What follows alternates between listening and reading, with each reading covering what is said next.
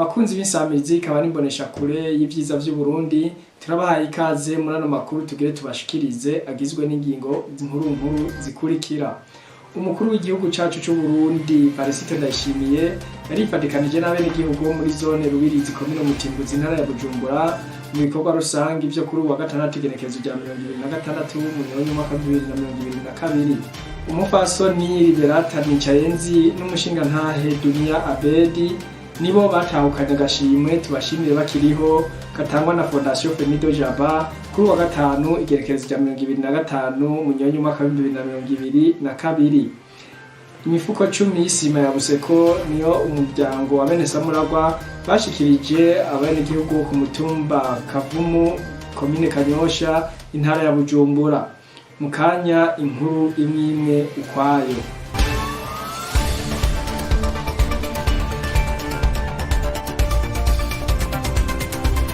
Turasuye kubaha ikaze muri ano makuru. Umukuru w'igihugu c'u Burundi Varisito Ndayishimiye yarifadikanije n'abenegihugu bo muri zone Rubirizi komine Mutimbuzi intara ya Bujumbura mu bikorwa rusangi vyo kuri uyu wa gatandatu igenekerezo rya 2026 Munyonyo umwaka 2022. Iyi nkuru tuyishikirizwa na Aline Niyibigira. Umukuru w'igihugu yarifadikanije kuri uwa gatandatu igenekerezo rya 2026 Munyonyo umwaka n'abenegihugu bo ku mutumba wa Rubirizi zone ya Mutimbuzi mu bikorwa rusangi vyo gusasa isima mu kibanza kiriko kirubakwamwo isoko. Evariste Ndayishimiye yasavye abenegihugu kutarira amaboko maze bijukira imigambi y'iterambere na cane cane mu kurima no mu korora. Tumukurikire.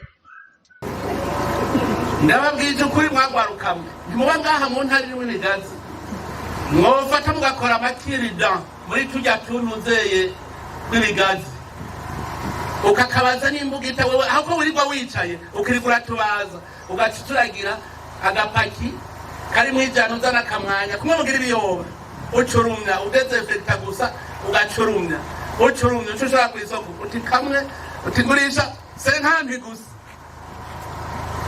uzoramba hera wizi ziganda aya nabara muri kwa muraho nyanga ari ngaho. Ubu rero kuva uno munsi ntagira umurundi n'ugasubira kwicara hari haho twasamaye kandi ibikorwa byagunze biturindiriye ga twariyicariye turasamara turabana mu bwoko mu migambwe turabana mu ukize n'udakize turasamara navyo ibikorwa bica biriyicarira biraturindira none vyatugandiyeko none tugire gute nukubikuraho tubiheze ibikorwa dukore gushikaho tubona yuko mu yindi myaka 17 ikurikira tuzarusanga u Burundi busa na Dubai ntibishobora. Ivyo bikorwa bikaba vyari vyitabwe n'indongozi zitandukanye hamwe n'abavuka muri iyo ntara, aho twovuga nk'umutambukanyi w'umukuru w'inama nkenguzamateka, bamusitanteri b'amakomine atandukanye, umukuru w'intara ya Bujumbura n'abandi. Arakoze Aline Niyibigira kuri iyo nkuru yadutohoreje. Umupfasoni Liberata Nicayenzi n'umushingantahe Dunia Abedi nibo batahukanye agashimwe tubashimire bakiriho gatangwa na Fondation Femido Jaba kuri wa gatanu igenekerezo rya 2025 Munyonyo. Dukurikire Bonaventure. Kuri uyu wa 2025 Munyonyo umwaka wa 2022 nihishira hamwe Fondation Femido Jaba ryari riramutse ritanga ku ncuro ya gatatu n'iya kane agashimwe kitiriwe Fondation Femido Jaba. Kakaba karonswa umurundi yakoze igikorwa kidasanzwe cyo guteza imbere imico kama y'u Burundi mu gukora igikorwa cyo gukundisha igihugu hamwe no gutsimbataza amahoro arama. Ico gikorwa kikaba catunganijwe mu mugambi wa Fondation Femido Jaba ari wo tubashimire bakiriho waserukiye ubushikiranganji mu byo bujejwe harimo imico kama Sindayihebura Silvestre akabashima ico gikorwa ca Fondation Femido Jaba kuko ngo ni vyiza gushimira umuntu akibibona ndetse ngo bihuye n'umugambi ubwo bushikiranganji busanzwe bufise bwo gushimira abantu bakoze neza bagihema. Umugenzo wo gushimira umuntu gusa ariko amaze gushengera ukwiye kuko wakoze neza ntabakibona kubera iyo ngo dutera akamo rero abantu bose gufatira aho ugushigikira umugambi tubashimire bakiriho wa fondation Femi Dojaba kanatsinda gushingira umuntu akiriho nk'uko userukira imbere y'amategeko na fondation yabivuze biramutera intege mu kurangura n'ibindi bikorwa byiwe byiza aba ariko arakora mbere bigafasha n'abandi kwihatirana ntayo gukora ibyiza kuko babona ko ibyo bakora bibonwa kandi bishimwa.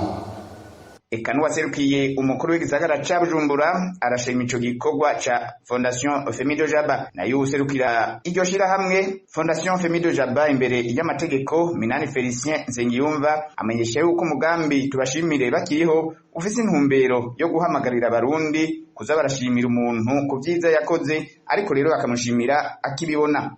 Fondation Femi Dojaba yitwa tubashimire bakiriho ufise intumbero yo guhamagarira abarundi guhindura ingendo kugira ngo ntibaze baribuka gushimira umuntu ku byo yakoze ari uko yamaze gushengera. Gushimira umuntu akiriho biramutera intege. Abaci rero baronswa utwo dushimwe twitiriwe Fondation Femi Dojaba akaba ari umupfasoni Nicayenzi Liberate, kuko ngo yabaye imboneza mu guharanira amahoro akanarangura n'ibindi bitari bike. Akaba rero yaronkejwe urupapuro rw'iteka n'akandi gashimwe bita trofe hamwe n'ibahasha irimwo miliyoni w'amafaranga y'amarundi.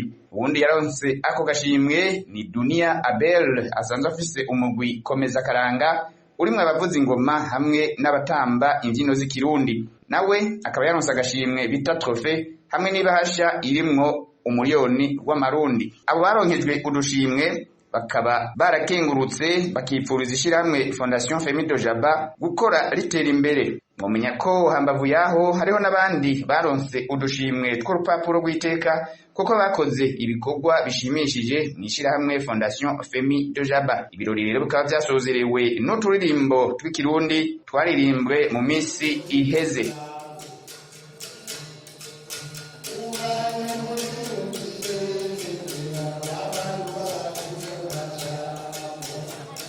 Arakenuye mugenzi wacu Bonaventure. Abagize umuryango wa bene Samuragwa mu ntara ya Bujumbura bafashwe mu mugongo n'indongozi z'uwo muryango ku rwego rw'igihugu barayifadikanije n'abene gihugu bo ku mutumba Kavumu komine Kanyosha intara ya Bujumbura mu bikorwa rusangi byo kubaka inzu y'umukuru w'umutumba. Ni inkuru dushikirizwa na Deborah Ntakisumba. Imifuko 10 y'isima ya Buseko niyo yashikirijwe abene gihugu bo ku mutumba Kavumu komine Kanyosha, aho umuryango wa bene Samuragwa ku rwego rw'igihugu wari wagendeye abene Samuragwa bo mu ntara ya Bujumbura kuri uwa gatandatu w'igenekerezo rya 2026 Munyonyo umwaka wa 2022. Hakaba hatangwa ibikorwa rusangi byo kwegeranya umusenyi no kubaka baduza impome z'ibiro by'uwo mutumba, kubura ibiti byoshikana amatara aho ku mutumba hamwe no kubura amazi kuko harabayihagiye bigatuma bene gihugu insinzi bayabura. Nibyo bibazo umukuru w'umutumba Joel Nuwimana yashikirije intwaro. Gadisira Sibaziru wihu umuhanuzi wa musanteri wa komine Kanyosha jejwe intwaro ibibazo bya politike n'imibano yasabye bene gihugu gufatana mu mugongo mu iterambere. Bene gihugu rero ndabinginze muri ibikorwa turiko turarangura mugire umugisha, mugire gufatana mu nda, ntihagire uwibarabara rizotumbera iwe wariho umugongo, kuko rwayibarabara riciye iterambere rirakurikira. Ejo batumiriye ku bikorwa nk'ibi muze mukore n'ivy'iwacu n'ivy'iwanyu. Merase Nimbona serukira imbere y'amategeko umuryango wa bene Samuragwa yasabye abene gihugu kubumbatira amahoro n'umutekano. Ugwaruka ruhamagarira kwitaho ibikorwa by'iterambere. Murabe muze muri iyima umunsi we mwiyime bya mukorera igihugu. Ugwaruka turuhamagarira gukora igihugu ubwo twese ko turasaza. Sibyo? Abantu bakirugwaruka muhaguruke dushigikize ibikorwa igihugu n'abakirongoye. Atari mwavuye mu ntacyo masa kubahenda. Bakunzi b'isamizi kaba nimbonesha kure y'ivyiza by'u Burundi, aha niho durangirije ano makuru twari twabateguriye. Mwakoze kudukurikirana naho butaha. Radio Televiziyo